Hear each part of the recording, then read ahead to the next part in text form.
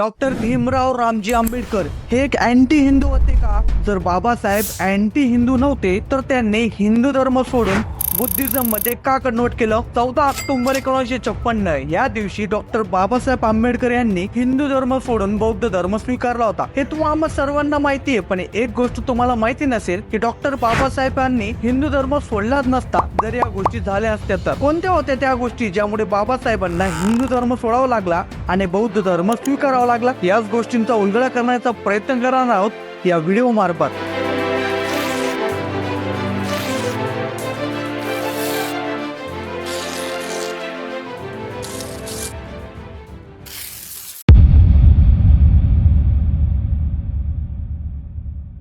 मित्रांनो, या व्हिडिओचे आपण 2 भाग करणार आहोत.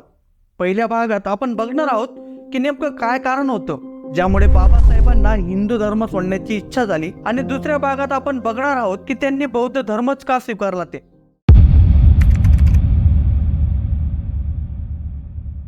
एप्रिल 1891 साली मध्य प्रदेशातील मोह या गावी डॉक्टर भीमराव रामजी आंबेडकर यांचा महार म्हणजेच दलित परिवारात जन्म झाला. आंबेडकर यांचे वडील रामोजी मालोजी सपकाळ हे एक ब्रिटिश आर्मी ऑफिसर होते आणि आई भीमाबाई सपकाळ. दलित परिवारात जन्मल्यामुळे समाजाकडून आंबेडकरांना सुद्धा अस्पृश्याची वागणूक देण्यात आली. बाबासाहेब शाळेत असताना त्यांना वेगळं बसवलं जात. ज्या जमिनीवर अस्पृश्य माणूस बसेल किंवा उभा राहील ती जमीन सुद्धा अस्पृश्य होऊन जाते असे त्याकडे मान्यता होती.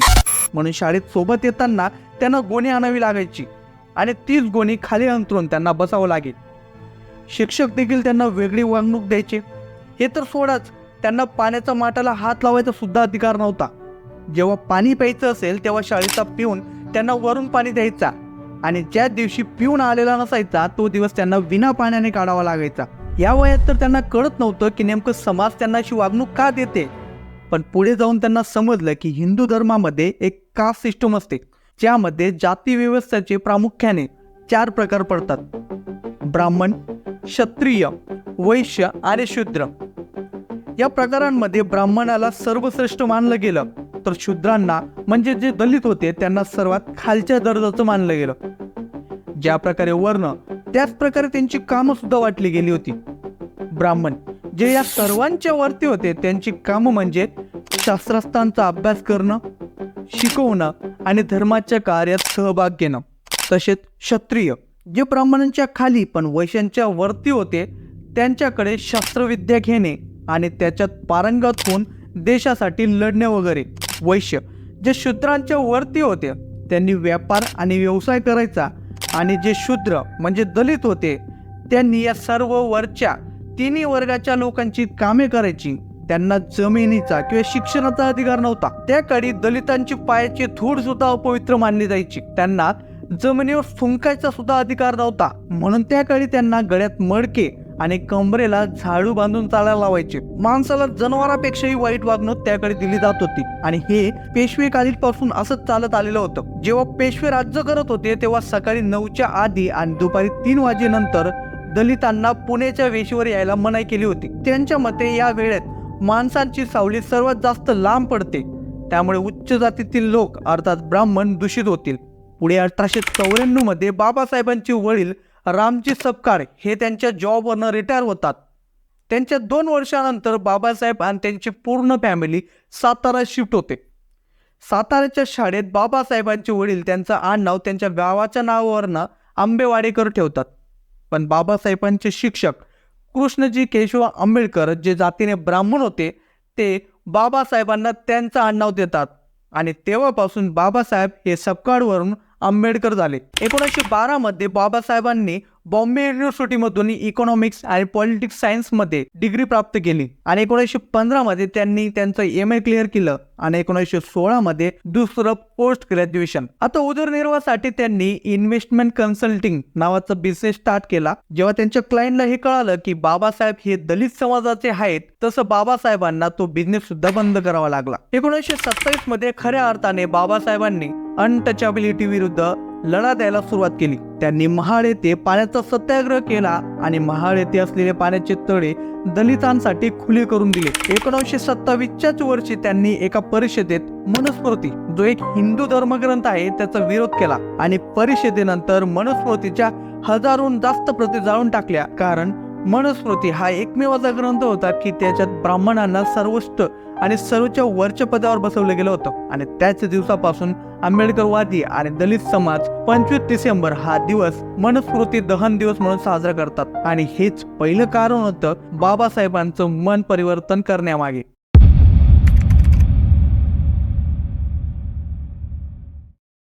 दलित समाजाला धर्माच्या कार्यात सहभागी तर सोळाच मंदिरात सुद्धा प्रवेश नव्हता. याची प्रतिवृत्ती आपल्याला या प्रसंगावरनं दिसूनच येईल. 2 मार्च 1930 साली बाबासाहेब नाशिकच्या कालाराम मंदिरात प्रवेश भेटावा म्हणून सत्याग्रह करतात. 15,000च्या संख्येने दलित समुदाय मंदिराला वेढा घालून बसलेला असतो. परिस्थितीचा आढावा घेत बॉम्बे गव्हर्नमेंट लगेच आर्टिकल 144 लागू करते. मंदिरात प्रवेश न मिळाल्यामुळे 2 मार्च रोजी रात्री 11 वाजता कार्यकर्ते आणि पुढारी यांच्या बैठकीत सत्याग्रह करण्याचा निश्चय झाला. या ऐतिहासिक सत्याग्रहाला दिनांक 3 मार्च रोजी सकाळी सुरुवात झाली. सत्याग्रहींच्या पहिल्या तुकडीत 125 पुरुष आणि 25 स्त्रिया होत्या. ते मंदिरांच्या 4 दरवाज्यांजवळ बैठक मारून बसले होते. तर शिबिरात इतर 8,000 सत्याग्रही पुढच्या आदेशाची वाट पाहत बसले होते. ब्रिटिश जिल्हाधिकारी, गार्डन आणि 2 दंडाधिकारी हे वातावरण शांत राहावे म्हणून काळजी घेत होते. बंदूकधारी शिपाई मंदिराभोवती कळकोट पहारा देत होते. देवळाच्या भिंतीपासून 300 यार्डच्या आत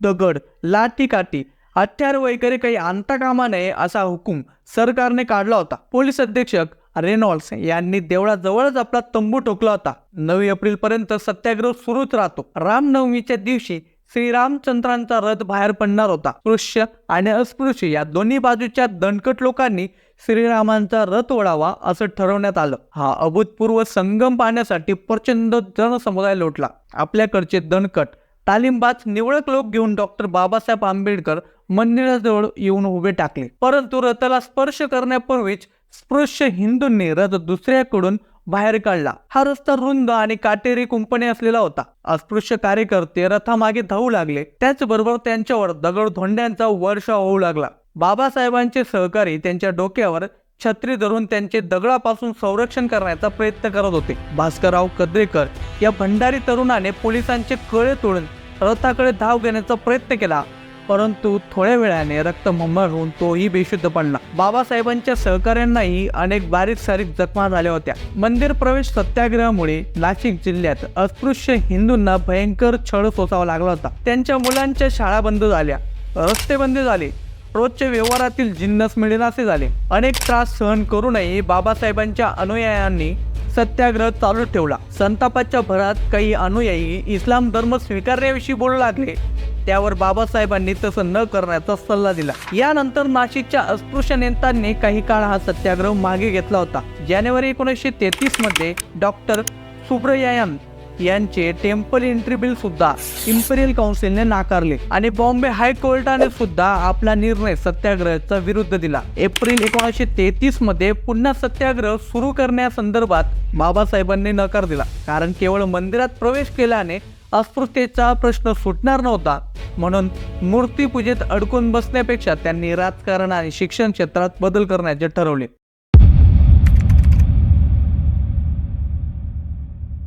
डॉक्टर बाबासाहेब त्यांच्या द अनहायलेशन ऑफ कास्ट या पुस्तकात एक प्रसंग सांगतात, ज्यावरून आपल्याला क्लिअर होईल की त्या काळी समाजात किती सोशल अनइक्वॅलिटी होती. ते 1 एप्रिल 1936 जयपूर राज्यातील चकवाळ गावामधील एक दलित व्यक्ती, ज्याची इच्छा होती की त्याने आपल्या समाजातील व्यक्तींना जेवणासाठी घरी बोलवावं आणि जीव घालावं. त्याच्या समाजातील सर्व व्यक्ती घरी येतात. जेवणाला सुरुवात होते तो उच्च जातीच्या वर्गाकडनं त्यांच्यावर हल्ला केला जातो. जेव्हा असं करण्यामागे कारण विचारल्यास त्यांनी उत्तर दिलं दिलं की त्या दलित व्यक्तीने, ज्या व्यक्तीने जेवणाची मेजवानी दिली होती, त्याने जेवणात तुपाचा वापर केला होता. म्हणजे त्याचा अर्थ असा होतो की त्या तुपावर सुद्धा दलितांना बंदी आहे, जरी ते त्याला विकत घेऊ शकले असले तरी. खाण्यापिण्याच्या गोष्टींच्या बाबतीत देखील त्याकडे अशी असमानता होती. एवढेच नव्हे तर त्यांनी अजून काही प्रसंग सांगितले.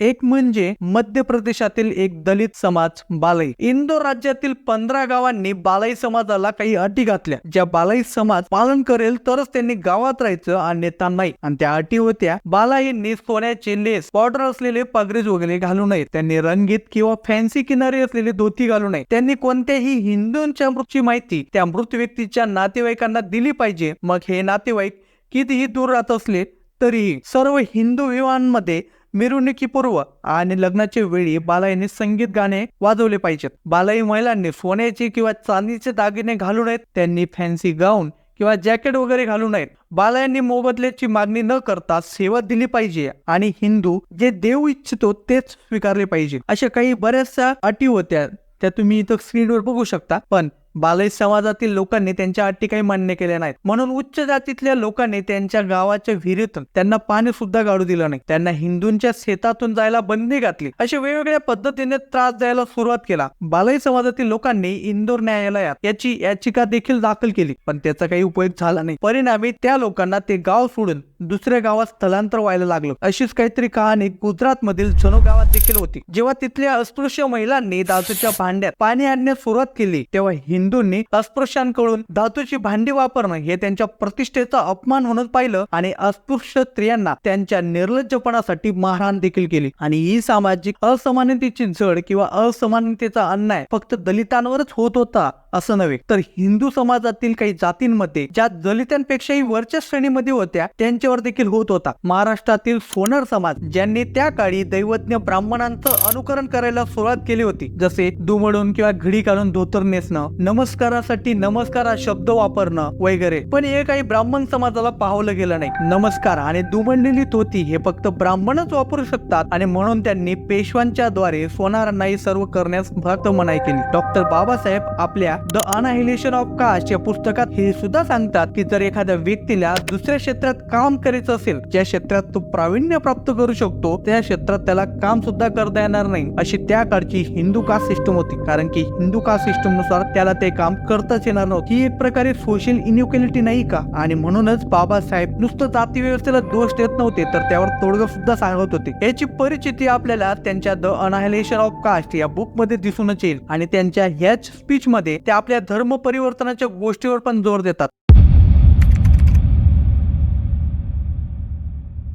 बाबासाहेबांनी धर्म परिवर्तनाची घोषणा तर करून टाकली, पण नेमकं कोणता धर्म आपण निवडायचा हा मोठा प्रश्न होता. ते त्यांच्या बुद्धा आणि the future of his religion या बुक मध्ये सांगतात की प्रत्येक धर्माचा एक संस्थापक आहे. जसे ख्रिश्चन धर्माचे येशू, हिंदू धर्माचे श्रीकृष्ण, मुस्लिम धर्माचे मोहम्मद आणि बुद्ध धर्माचे संस्थापक गौतम बुद्ध हे आहेत. ते सर्व धर्मांच्या संस्थापकांची तुलना करून सांगतात की ख्रिश्चन धर्माचे संस्थापक येशू बायबल मध्ये सांगतो की मी देवाचा पुत्र आहे आणि तुम्हाला जर या ईश्वराच्या दुनियेत यायचं असेल तर मला म्हणजेच येशूला देवाचा पुत्र म्हणून मान्य करावं लागेल. ते मुस्लिम धर्माबद्दल सांगतात की मोहम्मद, जे मुस्लिम धर्माचे संस्थापक होते, ते सांगतात की ते अल्लाहचे शेवटचे नबी म्हणजेच देवदूत आहेत. त्यांच्यानंतर कोणीच ईश्वराचा दूत म्हणून येणार नाही आणि ज्यांना मोक्ष म्हणजे जन्नत पाहिजे असेल त्या सर्वांना हे मान्य करावंच लागेल. हिंदू धर्माबद्दल ते सांगतात की श्रीकृष्ण या सर्वांच्याही वर बोलून सांगतात की ते देवांचेही देव आहेत. पण बौद्ध धर्मामध्ये त्यांना काही वेगळं जाणवलं. ते सांगतात की बुद्धाने कधी स्वतःला देव म्हणून किंवा देवाचा पुत्र अथवा देवदूत म्हणून संबोधित केलं नाही. त्यांच्या मते